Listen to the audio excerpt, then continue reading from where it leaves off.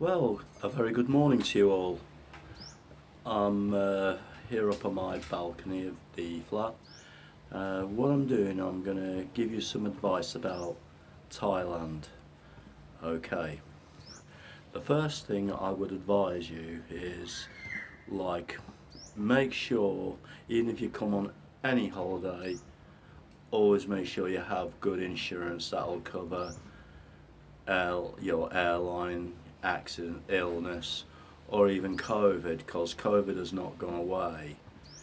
It's still not gone away, but so far it's good.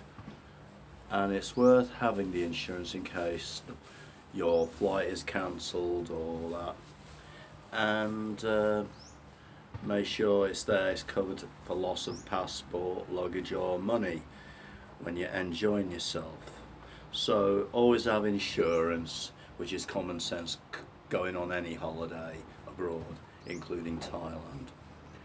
Right, the second thing about Thailand, you know, where I'm staying is in Jomtien, which is just outside Pattaya, and Pattaya is well known for its seedy areas with girly bars and go-go bars and lady boys and that, and you're walking along the soys and all the bars and all the ladies are shouting hello, welcome. So what they're doing, they're inviting you in to go to buy a drink and all that. And some of the ladies there, for the single tourists, like to have activity in that, which involves sexual activity.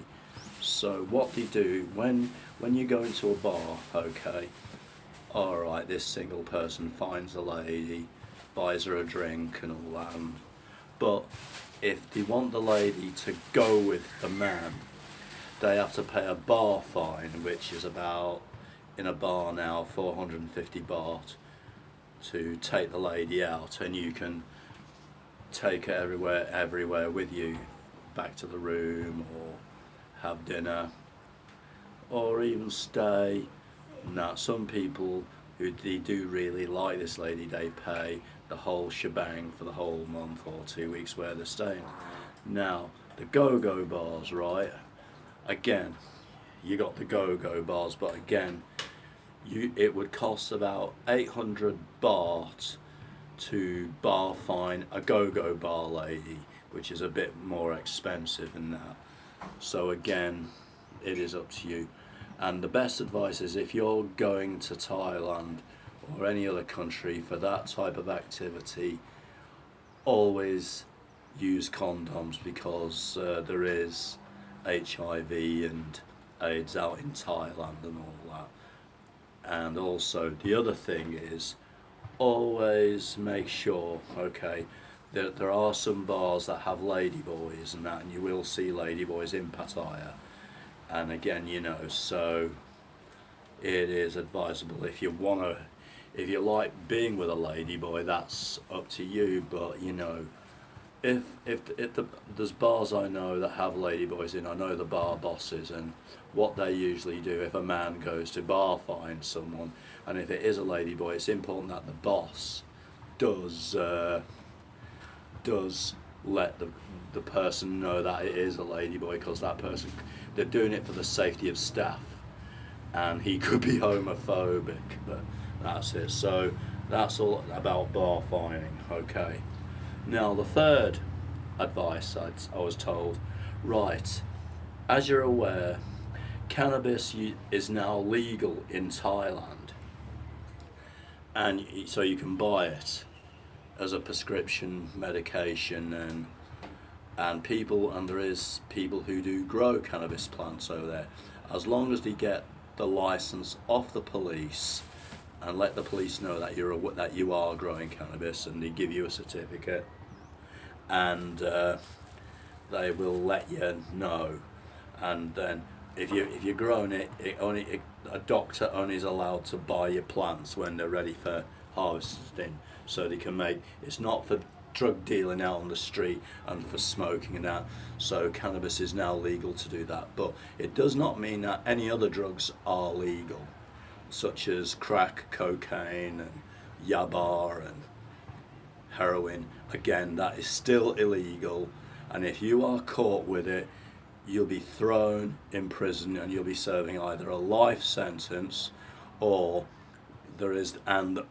you could get the death sentence for being in possession of those drugs. So don't get involved. Do not carry drugs. Even though if cannabis is legal, don't try to bring it out of the country into your country, because if they search you in customs, you will be arrested, because it's still illegal over in the UK. Right, now, the number 4. Okay, you're going out on the beach and you got jet skis, the banana boat, and all other activities, fun on the beach. Yeah, enjoy it. Now, hiring a jet ski, I would advise you, check the jet ski over to make sure there's no dinges or scrapes or scutches on it, because if you don't, and the person who owns the jet ski may charge you for damaging, which you have not done. So always make sure and check the jet ski over and show the man that that is not you, and then you're covered and that. So be careful with jet skis. But if you ever get issues with people who try to rip you off with jet skis and these beach fun things, there's always the tourist police that you can speak to, who are there to help the tourists, and there you go. So, and they are there to help you, and they will back you all the way. So now, number 5. Okay, purchasing a condo. All right, purchasing property in Thailand. Right, by law, under no circumstances are foreigners allowed to own land in Thailand. It is forbidden by the king. So the only way if you want to own a property in Thailand, for example, if you're buying a house, okay, there are 2 methods. One, buy it in your Thai spouse's name, or make a company, and like the foreigner has 49% and the Thai has 50%, and it's in your name and that. Or the only other way to have property in your name is if you've lived here over 3 years, you can apply for permanent residency, and that means you can have a Thai ID card and that. So there you go. But the main thing is what foreigners can do. They can own a condominium like what I'm staying in, you know. So it's an open planned area like a studio. It's got the communal pool, you got the beach and everything. But if you do own a condominium, you must pay the communal charges, which is maintenance of the building, the garden, security, pool maintenance if you've got a pool and all that, and cleaning of the corridors and that. So, you know, all that's got to be done, and the wastage. So that's called like same as service charges back in the UK. Now, okay, the other thing I suggested, you know, which was on my last video, was going to the dentist. Okay, I went to the dentist, and it was cheap, so I paid 1,500 baht, which is about 30 or 25 quid, to have your teeth checked up. I had a polish, I had all my fillings done, and I had everything done. So, you know, it's a bargain.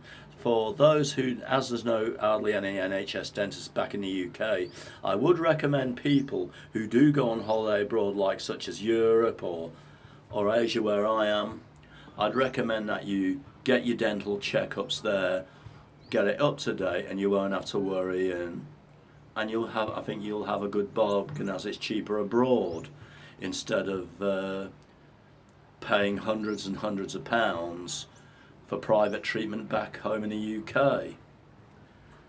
Now, the final thing is, you know, enjoy Thailand, and if you're not sure, always speak to the tourist police, and everything's good. And the final thing is, when you're on the beach, there is no smoking on the beach, no drinking of alcohol, as it is a big no-no. So if you're caught drinking, you would be fined. And also driving, okay, you want to hire a car or a motorbike. My advice is, before you come abroad, go to your local post office and apply for a international driving permit. So all you need to do is take your passport, your driving license and a passport photo. It only costs £5 for a year. And then once you've got that, you can drive a car or a motorbike, and you can drive everywhere you want in Thailand. So if you need to, if you have any questions about Thailand or that and what, you know, so please feel free and enjoy. I hope you come here, and thank you for watching my videos, and please subscribe and keep following and enjoy, and I hope you do come to Thailand. It's a wonderful place. Bye for now.